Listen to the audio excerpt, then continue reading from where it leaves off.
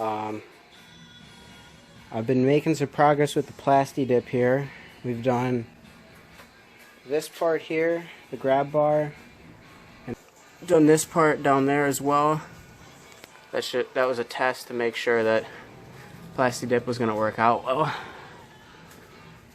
We took the tank off, which you have these two breather hoses right here, this one and this one.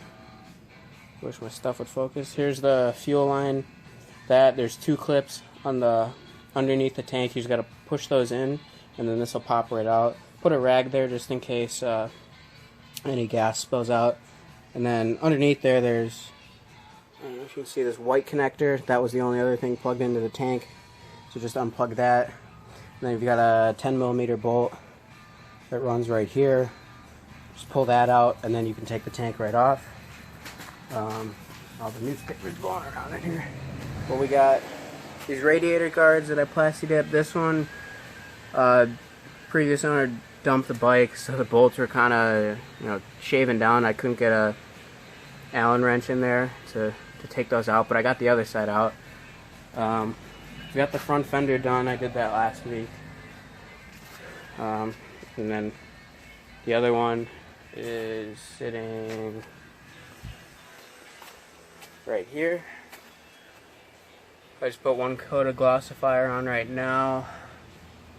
I'll probably do one more and then put it back on. I did like the white as a base coat and then 3 or 4 of the orange.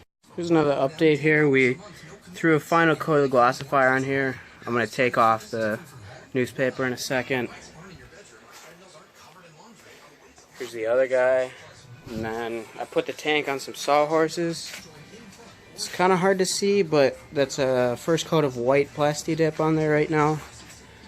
We're probably going to need at least 2 or 3, I'm thinking. So I'll probably have to get another can. And I definitely need another can of orange for sure. Maybe 2. But we'll see. We got another little update here. Radiator guards are on. Boom. Boom. I don't know if you can see that. They look pretty good to me. And then we got another coat of the white on the tank here. I ran out of white basically right at the end. So I'm going to need another can of that. Yep. And then hopefully with one can I could probably do this rear tail fairing maybe of the white instead of having to buy 2. I only need another can, like another coat on there really quick. And I'll go to the orange.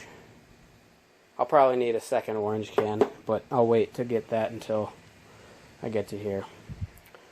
Possibly thought about blacking out the frame, but if I wanted to do that really good, that would take a long time. I'd have to pull out a lot of stuff. Or looks like they didn't really, when they painted it green, I don't know if you can see that, it looks like they must have left all the stuff in here. I could shove newspapers and stuff down, but I don't know, the silver looks kind of good.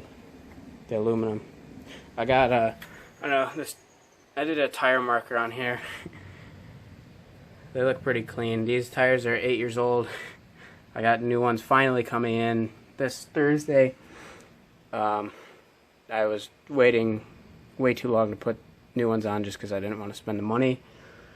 Thought I was going to sell this season. It's still up for sale, but I kind of want to enjoy the riding. These are starting to, I don't know if you can see, I'll find a tread here.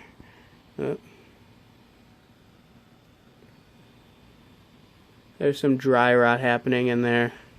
Otherwise it does pretty well, so we'll send these off with a nice big burnout Thursday when the new tires come in.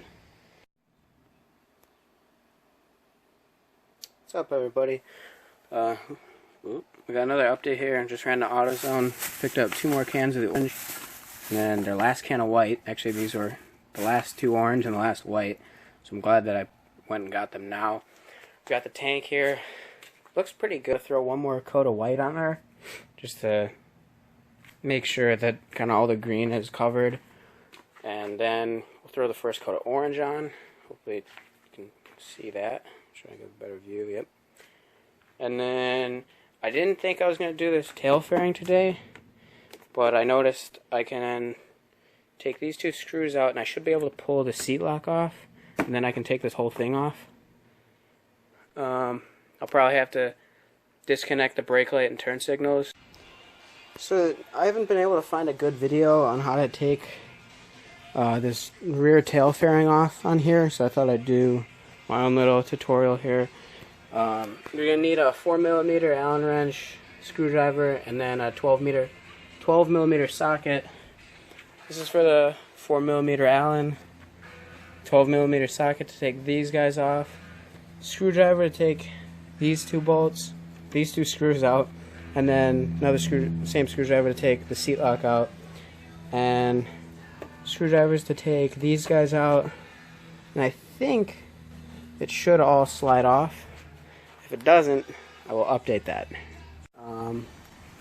There was a 5mm bolt holding this bracket in here for the seat lock, so you had to take that out, and then the left side was easy to pull out. You just had to pull out the two tabs right there, and I got the right side kind of off with brake light attached. And then here's the center piece. I'll probably just do this up here because it's still connected to the turn signals that are in the rear sets here, or not the rear sets, the passenger pegs there. And I don't really have an easy way to pull that off, so I'll just probably like lay newspaper over this and then spray it here. I'll have to take my plate mount off. I have to fix that anyway just because the rear tire smashed it. I need to go at a higher angle. But, yep. And then here's all the bolts for everything.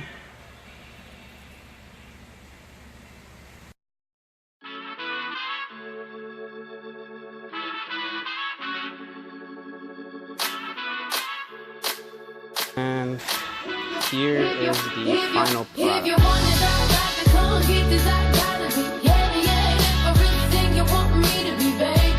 Not bad, right?